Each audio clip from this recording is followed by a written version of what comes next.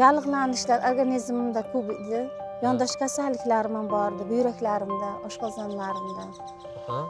3 oy kolyaskada yurdim. Kolyaskada bunday kolyaskan surib, endi menda og'ir ko'proq bo'lardi. Men bu yerlar qopqoqlarim oldida bo'lardi.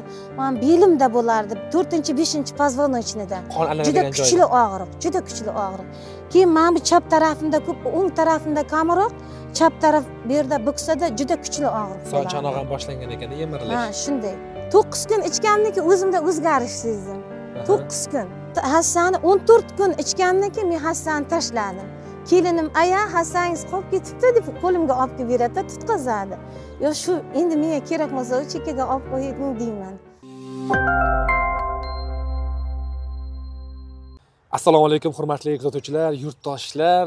Avvalo kunimiz xayrli, barokatli bo'lsin. Mana bugun juda ham bir 60 pirda ustozi Mahmud A'zam ziyoratgoh joyidamiz. Nima deydi? Inshaalloh nima niyatlarimiz bo'lsa, hammamiz niyatlarimizga yetib, bemorlarimiz dardlariga shifo topib yursin. Bugun yana bir onaxonimiz mana o'zidagi ijobiy natijalari bilan, o'zidagi taassurotlari bilan mana ulashishga qaror qilibdi. Kelinglar, har doimgidek videoni cho'zmaymiz. Birgalikda boricha o'sha opamizdan eshitamiz. Assalomu alaykum. Yaxshimisiz? Charchamayapsizmi? Yaxshi keldingizmi? O'zingiz yaxshimi? Alhamdulillah. Ziyoratlaringiz qabul bo'lsin. Alhamdulillah. Aytganingiz kelsin. Xayrli bo'lsin. Inshaalloh.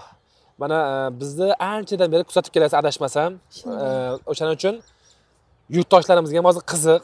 Opamda nima o'zgaribdi, nima kasalliklari bor edi, nima yondosh kasalliklari bor edi. Shular haqida qisqacha o'zingiz haqingizda gapirib bersangiz. Menda shu yallig'lanishlar organizmimda ko'p edi. Yondosh kasalliklarim ham bor edi, buyraklarimda, oshqozonlarimda. 2022-yil aprel oyida oshqozonim og'rib, havasida ko'p tarmoqli nimada yotdim. Tez shoshilinchda. Tez yordamda 7 kun o'sha yerda davolandim. Doktorlar yaxshi, Dilshod, Javlon degan vrachlar meni davoladi. Inshaalloh ko'z tegmasin. Yaxshi, rahmat ularga ham. Keyin absis bo'lib qoldim. Absis bo'ldimda, loyishda shoshilinchda xirurgiyada Shavkat aka Ibragimov operatsiya qildi. Yaxshi doktor. Yaxshi doktor, lekin og'irroq bo'ldim, qonlarim kamayib, yana mazam bo'lmadi. O'tkazib qo'ygansizda endi. Ha. Operatsiyadan keyin uncha yurolmay qoldim, oyoqlarim bosolmay. Keyin Ablosnoyga borib, u yerda ham 7 kun yotdim. 21 kun davolandim. Doktorlarga ham rahmat, yaxshi qaradi hammasi. Qaytib keldim. Boriga shukr. Qaytib keldim. Uyda keyin yurolmay qoldim. 3 oy emaklab qoldim-da. 3 oy emaklab yurdim. Keyin 3 oy kolyaskada yurdim. Kolyaskada bunday kolyaskan surib yurdim-da. Yurishim kerak, men harakat qilishim kerak. Baribir yuraman, yurolmay qolmayin dedim-da. Keyin shu arada to'y qildi, kelin oldim. Keyin hassa suyanib qoldim. Hassaga suyanib qoldim. Qizim, bolalarim aytdiki, "Aya, nutva shu yangi yildan keyin ko'rdik-da, avval ko'rganimiz yo'q. Nutva degan nima giyoh, 15 ta giyoh jamlanmasi kapsula chiqibdi, aya, siz shuni ichishingiz kerak" dedi. Chunki men yozi bilan ko'p joylarga bordim. 2 marta Toshkentga bordim, gematologiyaga bir bordim. Bir xirurgiyaga Toshkentda nima bor ekan?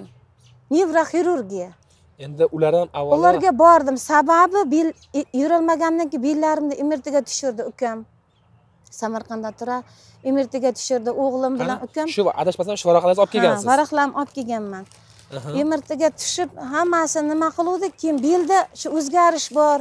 Bu yerda ana yozilgan osteoxondroz, osteoporoz bor deyapti belda. Ham bo'g'inlarda tuz, ham suyaklarda mo'rtlashish bor. Suyak mo'rtlashib ham ketgan. Osteoxondroz bo'lib ketgan. Osteoxondroz, osteoporoz bor deb yozilgan o'ziga. Keyin o'g'limga ular aytdiki, operatsiya dedi. Lekin meni o'zimga aytmadi. Ular kichkinagina bir bunday holcha bor, o'sha narsani shunday nima qilib tashlaymiz dedi. Kuydirib yuboramiz opa dedi. Keyin ha dedimdan keyin o'g'limdan so'rab bilib oldim. Mana osteoxondroz, osteoporoz deb yozilgan. Bo'g'inlarda yozib berishgan. Men aytdim, yo'q, men xohlamayman operatsiya qilishni dedim. Har kuni shu Allohga iltijo qilaydim. Shu ey yeri osmonlarni yaratgan egam, dardlarimga o'zing shifo ber deb iltijo qilganman. Endi qanday tasavvur, endi hozir eslashni ham xohlamayman, baqirardim-da. Og'riq kuchli bo'larmidi? Tashqarida teraskada men yotardim. Qo'shnilarimiz, qo'shni hamsiya nimalar eshitar, og'riq kuchli bo'lar, baqirardim-da. Yurolmasdim-da. O'g'lim qarardi. Xullas, nutvani ichish vaqti keldi. Nutvani o'g'lim zakaz qildi, bir kun o'tib olib kelib berdi. Ichdim. Nutvani endi shunda yaxshi bo'laman deb ko'nglim, yuragim sezdi-da. Necha kun ichdingiz? 9 kun ichgandan keyin o'zimda o'zgarish sezdim. 9 kun. Keyin yana ular telefon qilmadi, Nutvadan qizlar telefon qilmadi. Ular 15 kun deganda telefon qilib qoldi. Esimdan chiqdi, Sarvnozmindi, Bonimindi, qaysidir biri.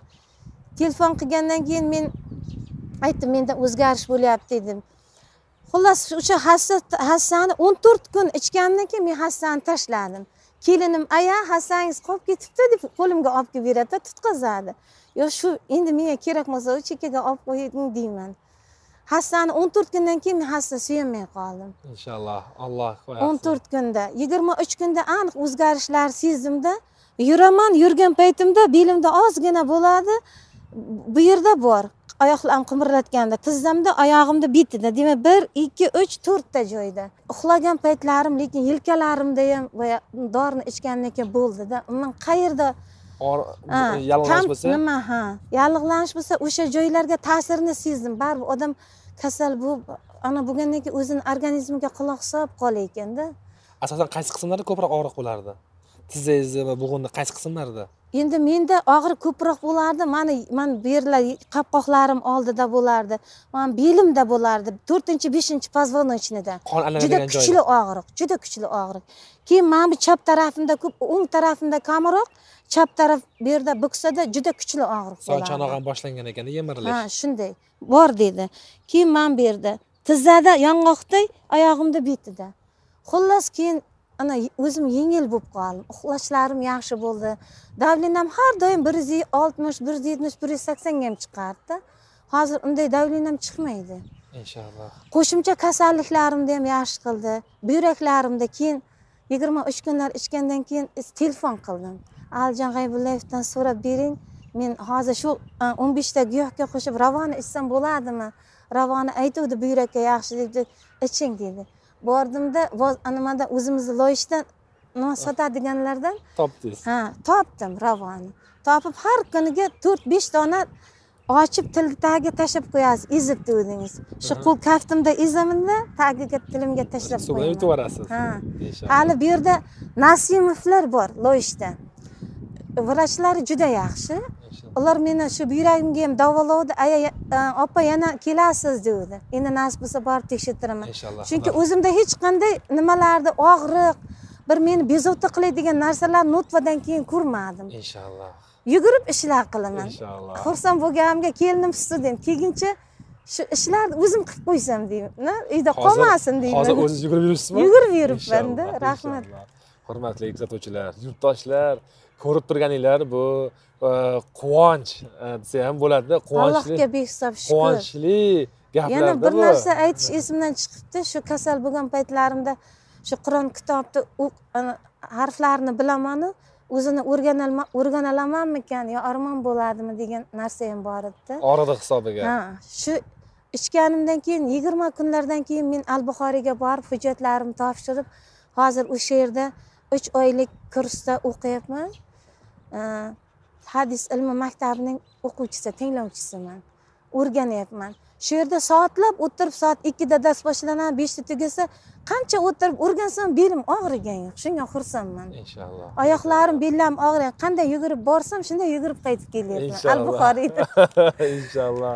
Allohga shukr. Keyin umralarga borishni orzu qilardim. Keyin aytaman, endi o'g'lim aytdi, 1 yil bo'lsa ham ichaverasiz, 2 yil bo'lsa ham olib beraveraman. Umralarga ham jo'nataman, borasiz deyapti. Alloh nasib qilsa, shu Alloh chaqirsa, xonamiz opamizni mana Alloh baytiga chaqirsa, Xudo xolasa, umraga borib kelganlardan keyin ham bir suhbatini olamiz. Hurmatli kuzatuvchilar, yurtdoshlar, agar sizlarga ham qiziq bo'lsa, hoziroq shu ekranda ko'rib turgan raqamlarga qo'ng'iroq qilib, buyurtma beringlar va chegirmaga ega bo'linglar. Bizlarni kuzatishda davom etinglar, sog' bo'linglar, salomat bo'linglar. Rahmat.